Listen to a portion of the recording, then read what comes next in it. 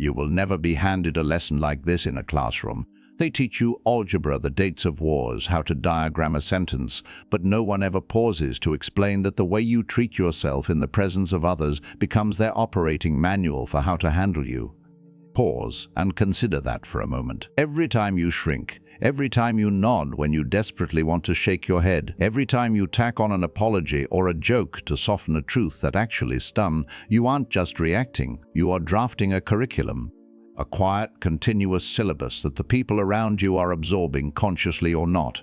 Worth isn't a monologue. It doesn't arrive in a single cinematic moment where you finally declare your value to the world. It's built in the ordinary texture of your life, in how quickly you answer a text, in whether you honor the small promises you make to yourself, in how you accept a compliment or handle a slight, in the energy you carry when you enter a room where you feel like an outsider. 7 subtle shifts. That's all this is. 7 quiet practices that people who are truly respected, not feared, not just liked, but genuinely honored, tend to embody without making a spectacle of it. If you're ready to stop giving others the blueprint to underestimate you, say, "I'm ready" in the comments. Make it a declaration, even if it's just to this screen. You don't announce your worth, you demonstrate it. But where does that demonstration actually begin? Not with a grand gesture. It starts with a private one. 1. You honor the commitments you make to yourself. There's a version of you that has made 100 silent vows to wake up earlier, to end that draining habit, to stop letting a certain behavior slide, and broken most of them before the week was out. These were private contracts, witnessed by no one, which is precisely why they hold so much weight. Here's what most people overlook. The consistency with which you keep your word to yourself is the template for the respect you expect from others. When you repeatedly abandon your own directives, you aren't just forming a habit of unreliability, you're conditioning your nervous system to accept that your own word is negotiable, and that internal belief radiates outward. People sense it not through some mystical aura, but through simple observation. They watch, they notice when your actions and your declarations live on opposite sides of the street. The Stoics understood this as the core of integrity. Self-mastery isn't about rigid discipline for its own sake. It's about becoming a person whose internal world and external actions are aligned. A person whose yes is firm and whose no is final, beginning with the promises made in the silence of their own mind. So when you follow through on that simple thing you told yourself, the walk you said you'd take, the boundary you said you'd hold, you aren't just checking off a task, you are constructing evidence. Proof that you are a person who can be trusted, first by yourself and then, almost inevitably, by the world watching. 2. You resist the urge to over-explain. Notice what happens the next time you decline a request. Count the sentences that tumble out after your no. Most people don't stop at one. They offer a reason, then a backup reason, then a tiny apology woven in, then a reassurance they aren't a bad person for setting a limit. By the end, the initial no is buried under so much justification it's almost unrecognizable. Over-explaining is one of the quietest ways we signal a lack of trust in our own judgment. It's a plea for approval disguised as information. The person on the receiving end, consciously or not, picks up on that. When you over-explain, you are communicating that your decision requires their validation to be valid. You are handing them a sliver of control over your choices, and over time they begin to expect it. There's a concept in Japanese aesthetics called ma, the art of deliberate space of what is left unsaid. It holds that the pause, the brevity, the clean edge of a finished thought carries more authority than a torrent of words. This doesn't mean being cold or aloof. Warmth and brevity coexist beautifully. "I can't make it, but I hope you have a wonderful time," is a complete sentence. It's kind, it's sufficient. The absence of 6 follow-up sentences isn't rudeness, it's self-assurance wearing quiet clothes. 3. You learn to sit with discomfort without immediately fixing it. Most people are terrified of an unresolved moment. A conversation hits a silent patch and they rush to fill it. Someone seems upset and they scramble to smooth things over. There's a friction, and they sprint toward a resolution, not because the moment is truly resolved, but because the discomfort of waiting feels unbearable. So they patch things up. They apologize when they aren't wrong. They soften a truth that needed to land as a truth. They chase the feeling of okayness instead of the reality of it. In doing so, they teach those around them a lesson. Tension will always be relieved, and quickly, regardless of who caused it. Learning to let discomfort sit, to not rush in to fix, absorb, or erase it, is one of the quietest forms of self-respect available to you. It says, "I trust this moment enough to let it be what it is. I am not so fragile that every sharp edge must be sanded down before I can breathe." Marcus Aurelius wrote about the discipline of not acting from anxiety, of responding only to what actually requires a response. not simply to what feels urgent. Discomfort almost always falls into the second category. It feels urgent. It rarely is. When you stop reflexively soothing every tense moment, something shifts. People learn that the dynamic between you won't always bend in their direction just because the air got heavy. They learn your calm is real, not a performance. That steadiness is the quiet signal that you can hold hard moments without dissolving. 4. You accept compliments without deflecting. Someone offers you a genuine compliment, and before the words fully land, you're already redirecting, "Oh, it was nothing. Anyone could have done it." You laugh it off, you minimize, you make yourself smaller than the moment they just tried to elevate you to. It feels like humility. Often it's not. More often, deflecting a compliment is a subtle rejection of the person offering it. It implies their perception is mistaken, that their positive experience of you is somehow inaccurate. How you receive a compliment is how you train others to see your value. Underneath that deflection is a quieter, harder truth, a belief that accepting good things graciously is somehow dangerous. That agreeing with someone who sees your worth is arrogant. But here's the overlooked reality. The way you receive a compliment tells people how you see yourself, and how you see yourself, they will come to mirror. If you consistently dismiss their positive assessments, they will begin, slowly and subtly, to question them too. Receiving well is a skill.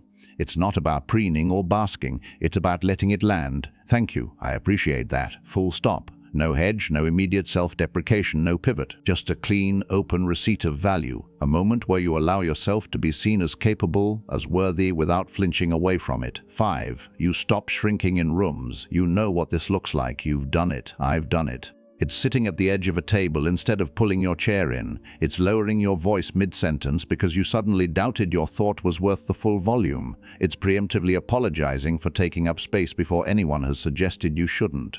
You make yourself smaller, physically, verbally, energetically, as a kind of social insurance policy.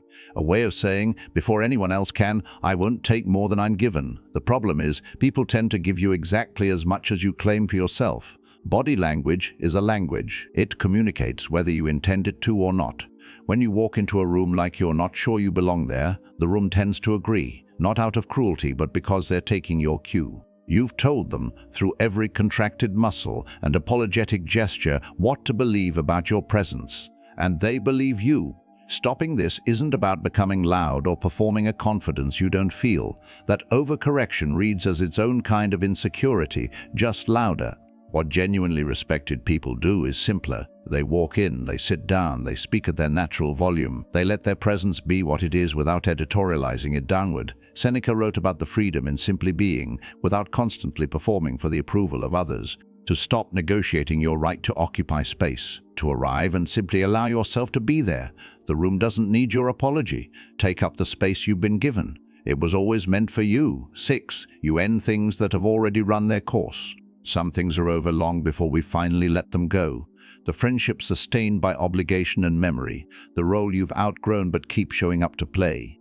The relationship that drained to empty somewhere in the middle distance, yet you're still maintaining it, still performing it, still treating the ghost of it like it owes you something for your loyalty. Holding on to what has already ended isn't loyalty. It's a quiet form of self-abandonment, and it teaches the people in your life, and those watching from the periphery, that you'll stay past the point of reason, that your presence isn't something to be cherished, but something to be assumed, that you won't leave, because leaving requires a level of self-regard you haven't yet fully claimed.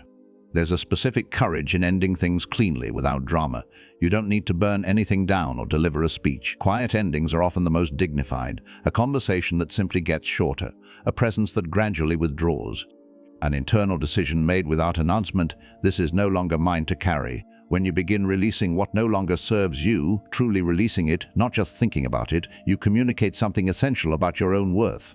You show that your time, your energy, and your emotional presence are not infinite, freely available resources. They are finite, they are valuable, and they will go where they are genuinely received. The people who remain after that edit meet a version of you who has more to give, because you've stopped bleeding energy into dead ends. 7. You respond. You don't react. Someone says something that gets under your skin. Your pulse quickens, your thoughts sharpen, and every instinct screams to answer immediately, to match their energy, to defend, to correct, to let them know exactly what you think of their comment. That impulse is human, nearly universal. And acting on it every time is one of the quietest ways you hand your power over to someone else. Reacting is automatic. It says, whatever just happened now has control over me. Responding is deliberate. It says, I heard you and I will engage with you on my terms. The difference, moment to moment, might only be a breath, a single second where you choose not to fill the air, but that pause is doing something profound. It's the space where your rational mind catches up with your instinct, where your considered self gets a chance to arrive before your reactive self makes decisions it will later regret. Epictetus built an entire philosophy around that gap between an event and your response to it. He called it the space of freedom. It is, in fact, where your character is formed, where your worth is practiced. Most people never find that space because they're moving too fast. They react, then explain the reaction, then sometimes regret both. When you respond thoughtfully, when you pause, when you choose your words with intention, you project something that can't be faked, self-possession. And self-possession is magnetic. It draws respect, not because it's performed, but because it's real. People trust those who aren't moved by every gust of wind. Conclusion: 7 behaviors, none of them dramatic, none require a complete reinvention of who you are. That's what makes this path both more difficult and more hopeful than it first appears. There is no single turning point, no morning you wake up and are simply different. The change is quieter than that and slower, and once it begins, it's more durable than any dramatic gesture could ever be, because this isn't about becoming someone else, it's about becoming more precisely yourself. The version of you who trusts their own word, speaks without a dozen apologies, can sit in discomfort without crumbling, receives good things graciously, takes up the space they're owed, releases what's finished, and chooses response over reaction. That person doesn't announce themselves. They don't need to. The picture you've seen across these 7 practices, that's what worth looks like when it's lived rather than performed. It's not loud, it's not a brand, it's a quiet, consistent pattern of behavior that says, without a single declaration, I know what I bring. I know what I deserve, and I will treat myself accordingly until the world learns to do the same. Here's the truth about that last part, and it matters. You cannot control other people. You cannot force them to value you. But you can make it incredibly difficult for them to believe you don't value yourself. When the behaviors are consistent enough, long enough, the message becomes impossible to ignore. So choose one. Start there, not 7 at once. That's a path to overwhelm. Pick a single behavior and practice it deliberately until it becomes the quiet truth of who you are. You've been teaching people your worth all along. The only question now is, what lesson do you want them to learn? If something in this video shifted something in you, let me know in the comments. Just write, I know my worth. No explanation needed. And if you're ready to keep building this quieter, stronger version of yourself, hit that like button and subscribe to Mindshift Philosophy. Turn on notifications, because what's coming next is worth staying for. This is just the beginning of learning to carry yourself differently. Thank you for being here. Walk steady.